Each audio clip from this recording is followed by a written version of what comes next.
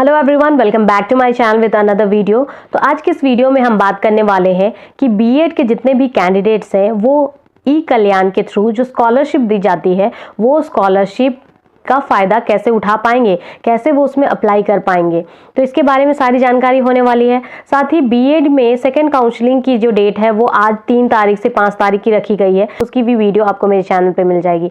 तो आज की इस वीडियो में स्पेशली हम बात करने वाले हैं स्कॉलरशिप प्रोग्राम के बारे में, क्योंकि बीएड में इतने अमाउंट के एडमिशन ली जाती है तो उसके साथ जो स्कॉलरशिप प्रोग्राम है उसके लिए आपको अप्लाई करना बहुत ज़रूरी है। इतने बिग अमाउंट वो पे कर रहे हैं तो आप सभी को तो स्कॉलरशिप के लिए अप्लाई करना बहुत ज़रूरी है। लेकिन जैसा आप जानते हैं ई कल्याण की साइट जो दिसंबर के टाइम ही ओपन हुई थी, जो साइट है ई कल्याण के थ्रू ही झारखंड में स्कॉलरशिप दी जाती है। और ये scholarship programme post matric scholarship होती है, जिसमें क्लास 10th के बाद के जितने भी कोर्सेज होते हैं उनके लिए झारखंड के स्टूडेंट्स को स्कॉलरशिप दी जाती है स्टडीज़ के लिए।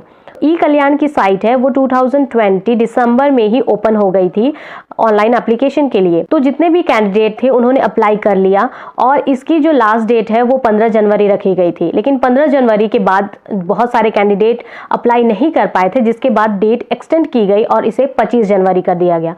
और 25 जनवरी को लास्ट डेट कंसिडर कर उसे बंद कर दिया गया। साइट बंद हो गई थी, लेकिन बहुत सारे ऐसे कैंडिडेट थे जो अप्लाई नहीं कर पाए थे। साथ ही बहुत सारे कॉलेजेस थे जिन्होंने स्कॉलरशिप प्रोग्राम को अप्रूव नहीं कर पाया था। और जैसे हम जानते हैं अगर कॉलेज अप्रूव नहीं कर पाया तो भी स्कॉलरशिप की जो एप्लीकेशन है वो रद्द हो जाती है। स्टूडेंट अप्लाई नहीं कर पाए तो ऑब्वियसली वो तो रद्द हो ही जाएगी, लेकिन कॉलेज भी अप्रूव नहीं कर पाए थे। तो इन सब चीज़ों को देखते हुए ई कल्याण के ऑफिस पे रिक्वेस्ट भेजा गया। बहुत रिक्वेस्ट करने के बाद जो साइट है एक बार बंद हो जाती है तो फिर दोबारा वो लोग ओपन नहीं करते हैं। किस वक्त, क्योंकि लॉकडाउन की वजह से भी डिस्टर्बेंस हुआ, इस वजह से ई कल्याण ने फिर से अपने साइट को ओपन कर दिया है। और ओपन करने के बाद डेट एक्सटेंड करके 4 फरवरी से 10 फरवरी तक का टाइम दिया गया है। तो जितने भी कैंडिडेट ई कल्याण में ऑनलाइन एप्लीकेशन नहीं कर पाए हैं फॉर स्कॉलरशिप प्रोग्राम, तो वो 4 फरवरी से 10 फरवरी के बीच में ऑनलाइन अप्लाई कर सकते हैं। डॉक्यूमेंट जिन्होंने अपलोड नहीं किया है तो वो डॉक्यूमेंट अपलोड कर सकते हैं। साथ ही कॉलेज में अगर आपका अप्रूव नहीं हुआ है फॉर्म तो आप कॉलेज में जाके भी फॉर्म अप्रूव करवा सकते हैं। तो ये सभी प्रोग्राम करने के लिए 4 से 10 फरवरी तक का टाइम दिया गया है। तो अब बात करते हैं जितने भी कैंडिडेट बीएड में एडमिशन लिए हैं और बीएड में एडमिशन लेने वाले हैं, क्योंकि इसकी एडमिशन की प्रोसेस अभी तक कंप्लीट नहीं हुई है। जितने भी कैंडिडेट फर्स्ट काउंसलिंग के बाद कॉलेजेस में एडमिशन ले चुके हैं और आप एलिजिबल हैं for application of this scholarship, तो आप 4 से 10 तारीख तक का आपके पास टाइम है। आप कॉलेज जाइए, कॉलेज में जाके आपको एक बोनाफाइड दिया जाता है। वो बोनाफाइड को आपको सिग्नेचर करवाना होता है और उसमें आपने एडमिशन के टाइम पे जो फी पेमेंट किया है उन सब का डिटेल रहता है। तो वो सब डिटेल अप्रूव करा के आप फिर ऑनलाइन अप्लाई करिए ई कल्याण के साइट में जाके, और जो भी डॉक्यूमेंट्स रिक्वायर्ड होते हैं वो सभी डॉक्यूमेंट अपलोड करके आप सबमिट कर सकते हैं। तो आपको स्कॉलरशिप मिल जाएगी। तो जो भी एडमिशन के टाइम पे आप अमाउंट पे करते हैं तो उसमें से कुछ परसेंट आपको इजीली रिटर्न हो जाती है थ्रू दिस स्कॉलरशिप।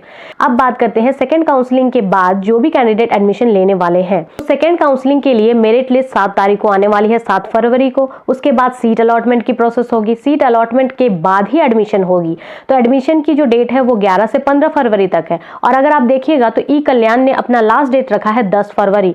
तो फिर जितने भी कैंडिडेट जो सेकंड काउंसलिंग के बाद एडमिशन लेने वाले हैं वो सभी कैंडिडेट ई कल्याण के इस एप्लीकेशन को फिल नहीं कर पाएंगे, क्योंकि बंद हो जाएगी। एडमिशन की प्रोसेस स्टार्ट ही नहीं हो पाई है सेकंड काउंसलिंग वाले स्टूडेंट्स के लिए, तो फिर आप कैसे अप्लाई कर पाइएगा। तो ये बहुत ही यहाँ पर प्रॉब्लमेटिक कंडीशन है कि बीएड के हाफ कैंडिडेट जिन्होंने एडमिशन ले लिया है वो ही अप्लाई कर पाएंगे, और हाफ कैंडिडेट जो अप्लाई अभी तक किए नहीं है, उनका एडमिशन अभी हुआ नहीं है, तो वो कैसे अप्लाई कर पाएंगे। इसके लिए जितने भी कैंडिडेट हैं आप कॉलेज में जाके बात कर सकते हैं, या तो फिर आप ई कल्याण के ऑफिस में जाके बात कर सकते हैं, या उनको ईमेल भेज सकते हैं, उनको बता सकते हैं कि बीएड की एडमिशन की प्रोसेस अभी कंप्लीट नहीं हुई है।